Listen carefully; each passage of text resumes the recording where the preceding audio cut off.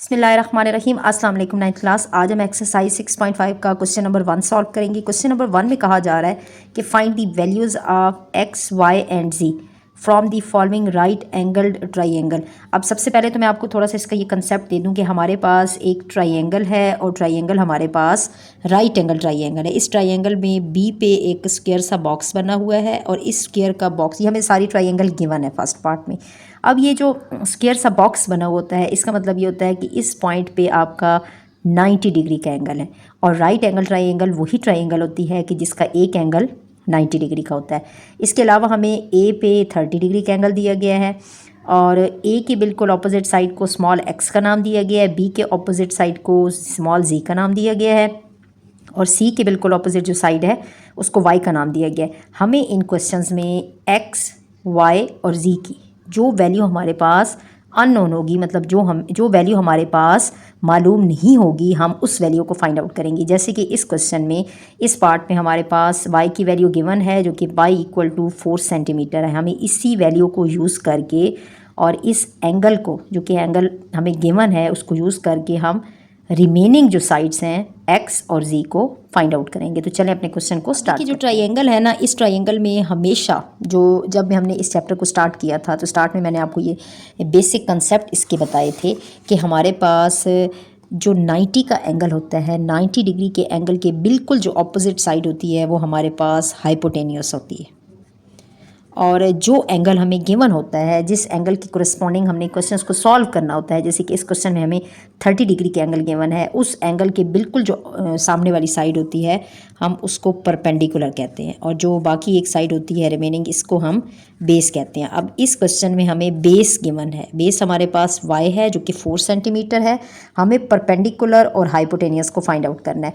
अब 9th class आपने इस बात का ख्याल करना है कि जब भी हमने किसी साइड को फाइंड आउट करना है तो उसमें हमें दो साइड्स हम यूज़ कर रहे हैं उसमें से एक साइड हमें गिवन हो।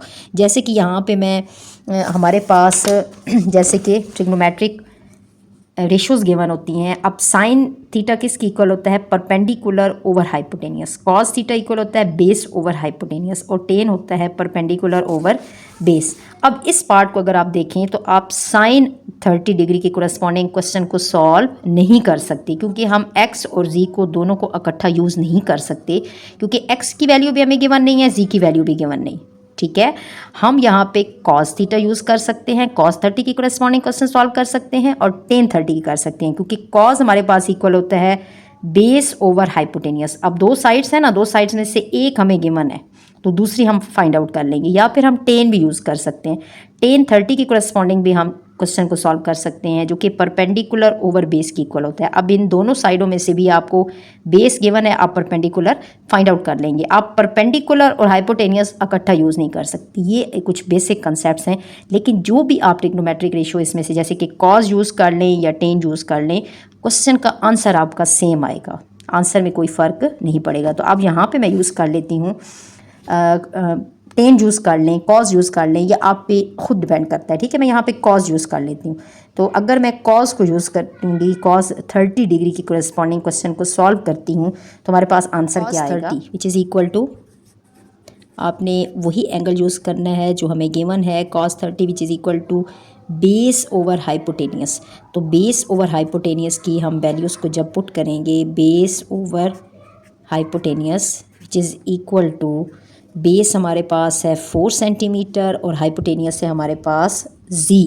तो यहाँ पे मैं बेस की जगह पे 4 पुट करूँगी और हाइपोटेनियस की जगह पे मैं z पुट करूँगी। अब cos 30 वो वैल्यू है जो मैंने आपको इससे पहले टेबल को याद करवाया था। मीन्स के आपको 6.4 क्वेश्चन जो आपने पूरी सॉल्व की है वो इसी टेबल को यूज़ करके की है और इस टेबल की जो वैल्यूज़ हैं वो अब आपकी नेक्स्ट एक्सरसाइजेज में इस्तेमाल हो रही हैं। अब देखें cos 30 डिग्री, cos 30 पे वैल्यू क्या है, √3/2। ये वैल्यू आपने यहाँ पे पुट करनी है। तो cos 30 which is equal to √3/2।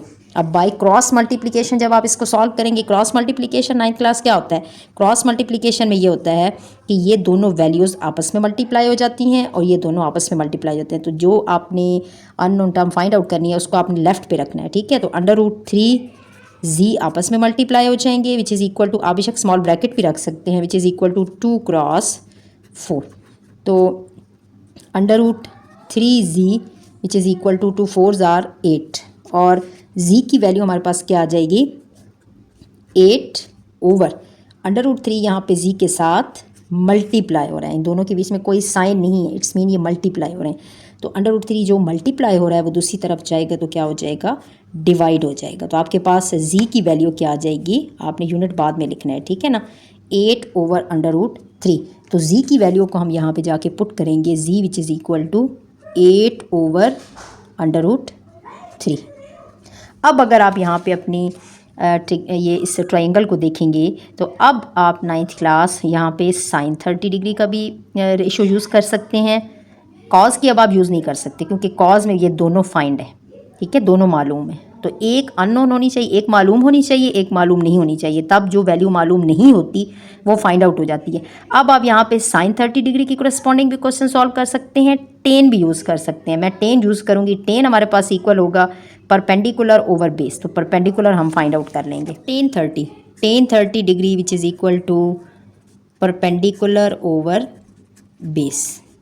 अब टेन 30 ये टेबल की जो वैल्यूज़ है 9th क्लास ये आपको याद होनी चाहिए। टेन 30 डिग्री पे क्या वैल्यू आपको देगा, tan 30 degree which is equal to 1 over under root 3। तो मैं इस वैल्यू को यहाँ पे पुट करूँगी 1 over under root 3 which is equal to perpendicular हमारे पास x है, बेस हमारे पास 4 है, तो मैं x ओवर 4 पुट करूँगी। अगेन बाय क्रॉस मल्टीप्लिकेशन हम सॉल्व करेंगे, ये दोनों आपस में मल्टीप्लाई हो जाएंगे, ये दोनों आपस में। तो मैं x वाली वैल्यू को पहले लेफ्ट में लिखूँगी, under root 3x which is equal to 1 cross 4 और under root 3x which is equal to क्या आ जाएगा, ओनली 4 1s आर 4।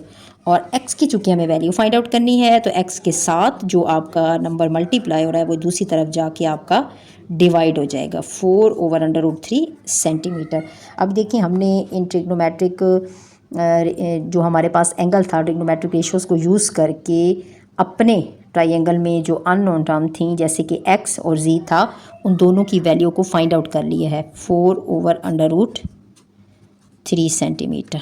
तो ये दोनों वैल्यूज़ आपके पास फाइंड आउट हो गई हैं। यहाँ तक आपका इसका फर्स्ट पार्ट मुकम्मल होता है। और जो वैल्यूज़ कोशिश करें कि अगर आप ट्रायंगल लेड पेंसिल से बना रहे हैं तो जो वैल्यूज़ आप फाइंड आउट कर लेते हैं बाद में उनको आप ब्लू मार्कर से लिख दें। मैंने तो यहाँ पे सारा ब्लू कर दिया ना, या फिर आप ऐसा करें कि जो वैल्यूज़ आप बाद में फाइंड आउट कर रहे हैं उनको किसी और पेन या पॉइंटर से मेंशन करें। जैसे कि नेक्स्ट पार्ट में हम ऐसे करेंगे, जो वैल्यूज़ हमने फाइंड आउट बाद में करनी है उनको हम ब्लैक से प्रोमिनेंट कर देंगे। सेकंड पार्ट देखिए, सबसे पहले मैं आपको थोड़ी सी इसकी जो ट्रायंगल है उसको एक्सप्लेन कर दूं। हमें जो सेकंड ट्रायंगल गिवन है उसमें बी पे 90 का एंगल है जो कि राइट एंगल ट्रायंगल है। ये ए पे आपको एक एंगल गिवन है लेकिन एंगल आपका जो है वो इन टर्म्स ऑफ रेडियन है, ठीक है। आपको डिग्री में पता हो कि ये डिग्री में एंगल क्या है, तभी आपको एंगल पता होगा तो फिर आप उस एंगल की कोरेस्पॉन्डिंग बाकी साइड्स की वैल्यू को फाइंड आउट करेंगे, ठीक। या फिर आपको कन्वर्ट करना आता हो। अब ए की जो सामने वाली साइड है वाई है और जिस एंगल की कोरेस्पॉन्डिंग हम क्वेश्चन सॉल्व कर रहे होते हैं वो परपेंडिकुलर होता है, मीन्स के परपेंडिकुलर हमारे पास क्या है, अंडर रूट 3।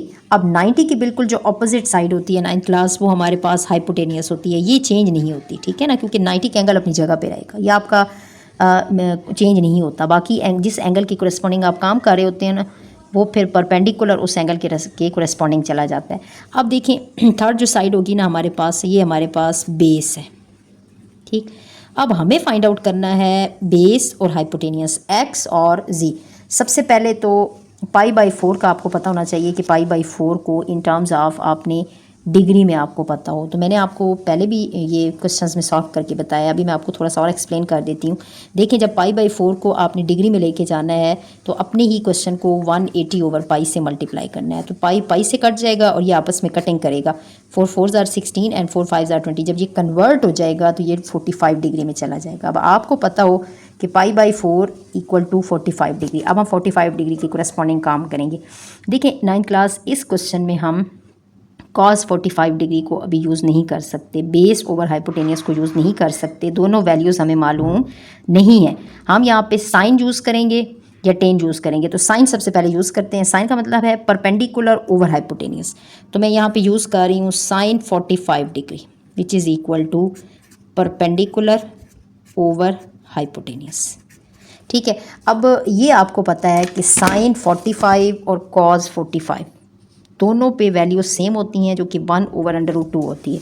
तो यहाँ पे भी मैं साइन 45 की वैल्यू को पुट कर रही हूँ 1/√2 which is equal to, perpendicular की वैल्यू है √3 और हाइपोटेनियस की वैल्यू है z। बाय क्रॉस मल्टीप्लिकेशन हम इसको सॉल्व करेंगे। z1 और z एंड √2 आपका मल्टीप्लाई हो जाएगा √3 के साथ, और z which is equal to, चूँकि दोनों सेम रूट के हैं तो सेम रूट का मतलब है ये दोनों स्क्वायर रूट के हैं, तो एक ही रूट के अंदर चले जाएंगे और आपस में मल्टीप्लिकेशन करेंगे। z which is equal to √6 centimetre, और इसको मैं यहाँ पे जाके पुट कर दूँगी। z which is equal to √6 centimetre. अब 9th क्लास, अब आप यहाँ पे साइन, तो आपका साइन आपने यूज़ कर लिया, अब आप यहाँ पे कॉस भी यूज़ कर सकते हैं और टेन भी यूज़ कर सकते हैं बेस को फाइंड आउट करने के लिए। तो मैं यहाँ पे टेन यूज़ कर लेती हूँ, ठीक है। तो टेन 45 के कोरेस्पॉन्डिंग हम काम करते हैं। Tan 45 degree which is equal to perpendicular over base, ठीक है। तो परपेंडिकुलर ओवर बेस आपका इक्वल होगा, टेन 45 की वैल्यू किसकी इक्वल है वो आपने पुट करनी है। तो टेन 45, देखिए टेन 45 की वैल्यू है 1, तो यहाँ पे हम पुट करेंगे 1 which is equal to perpendicular over base. Perpendicular की वैल्यू है √3 और बेस हमारे पास अननोन है। देखिए इस नंबर के डिनोमिनेटर में कुछ नहीं है, इट्स मीन 1 है, ठीक है। तो जब आप क्रॉस मल्टीप्लिकेशन करेंगे x 1s आर x और √3 1s आर √3, मीन्स कि 1 के साथ मल्टीप्लिकेशन के बाद कोई चेंजिंग नहीं होगी, ये √3 ही रहेगा, और सेंटीमीटर आपने बाद में यूनिट रखना है। अब मैंने आपको बताया था कि जो बाद में हम चीज़ फाइंड आउट करेंगे हम उसको किसी और पेन पॉइंटर से हाईलाइट कर देंगे। तो यहाँ पे देखें जी की जो वैल्यू हमने फाइंड आउट की है मैं उसको भी ब्लैक से लिख रही हूँ 6 सेंटीमीटर, ठीक है। और इसके अलावा जो हमने एक्स की वैल्यू फाइंड आउट की है वो भी हम √3 सेंटीमीटर। तो यहाँ पे आपकी जो वैल्यूज़ हैं जो आपने फाइंड आउट करनी थी वो आपने यहाँ पे फाइंड आउट कर ली। यहाँ पे आपका सेकंड पार्ट मुकम्मल होता है। थर्ड पार्ट में देखिए हमारे पास ए बी और सी एक ट्रायंगल गिवन है। इस ट्रायंगल पे बी पे आपका 90 डिग्री का एंगल है, मीन्स कि एक राइट एंगल ट्रायंगल है। एंगल आपको 60 डिग्री का गिवन है, 60 के कोरेस्पॉन्डिंग हमने काम करना है। अब 60 की जो बिल्कुल सामने वाली साइड होगी वो आपकी परपेंडिकुलर होगी, 90 की बिल्कुल जो सामने वाली साइड होगी ये आपकी हाइपोटेनियस होगी, ठीक है, HYP।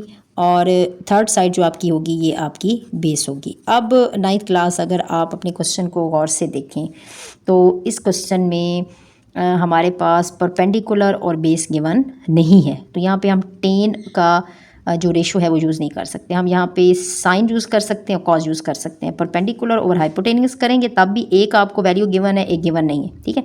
और कॉज यूज़ करेंगे तब भी एक वैल्यू गिवन नहीं है, एक गिवन है, ठीक है। इस तरह का आपने काम करना है। तो जब आपने सोल्यूशन स्टार्ट करना है तो सोल्यूशन स्टार्ट करने के बाद मैं यहाँ पे यूज़ कर रही हूँ, साइन यूज़ कर लेते हैं, ठीक है। तो साइन 60 के कोरेस्पॉन्डिंग मैं काम कर रही हूँ। तो sine 60 degree which is equal to perpendicular over hypotenuse. अब देखिए 9th क्लास, साइन 60 की वैल्यूज़ आपको गिवन होनी चाहिए सारी, ये आपने टेबल याद करना है। साइन 60 की वैल्यू है √3/2, तो √3/2 मैं यहाँ पे पुट करूँगी साइन 60 की value √3/2 which is equal to perpendicular मेरे पास गिवन नहीं है जो कि y है, और हाइपोटेनियस है मेरे पास 2। अब बाय क्रॉस मल्टीप्लिकेशन में इसको सॉल्व करूँगी, 2 और y आपस में मल्टीप्लाई हो जाएंगे विच इज़ इक्वल टू 2 और √3 आपस में मल्टीप्लाई हो जाएंगे, ठीक है। मैंने इनको ब्रैकेट में इसलिए रखा है क्योंकि आप यहाँ क्रॉस का साइन लिख सकते हैं छोटा सा, या फिर इनको स्मॉल ब्रैकेट में रख दें। अब y के साथ जो नंबर है ना वो आपका इधर से जब दूसरी साइड पे जाएगा तो ये आपका डिवाइड होगा, यहाँ पे मल्टीप्लाई और इधर आके डिवाइड हो जाएगा। अब डिवीजन के बाद देखें ये दोनों कैंसिल हो जाएंगे और y की वैल्यू हमारे पास ओनली √3 आ जाएगी। यूनिट आप लिखेंगे सेंटीमीटर, तो y की वैल्यू हमारे पास √3 है। तो y की वैल्यू को हम पुट करेंगे अपने ही इधर जो हमारे पास हमें फिगर गिवन थी √3 सेंटीमीटर।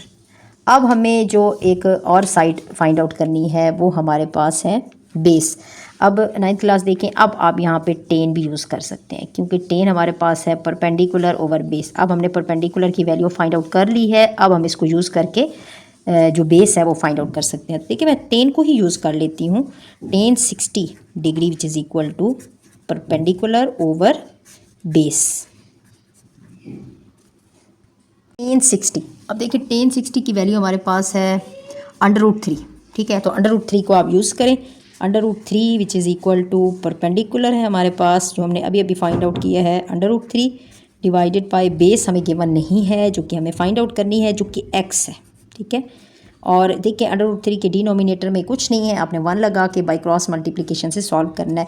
अब देखिए x ने √3 के साथ मल्टीप्लाई होना है, ठीक है। तो √3x आप ब्रैकेट रखें, विच इज़ इक्वल टू 1 ने √3 से मल्टीप्लाई हुआ √3। अब हमें चूँकि x की वैल्यू फाइंड आउट करनी है, तो x के साथ जो नंबर है वो आपका दूसरी तरफ जाके डिवाइड हो जाएगा। इधर मल्टीप्लाई हो रहा है, इधर आके डिवाइड हो जाएगा, तो दोनों सेम नंबर है ना, कैंसिलेशन कर देंगे। x की वैल्यू आ जाएगी 1 सेंटीमीटर, जो कि हम जाके अपने क्वेश्चन में पुट कर देंगे। तो x की वैल्यू आ गई है 1 सेंटीमीटर।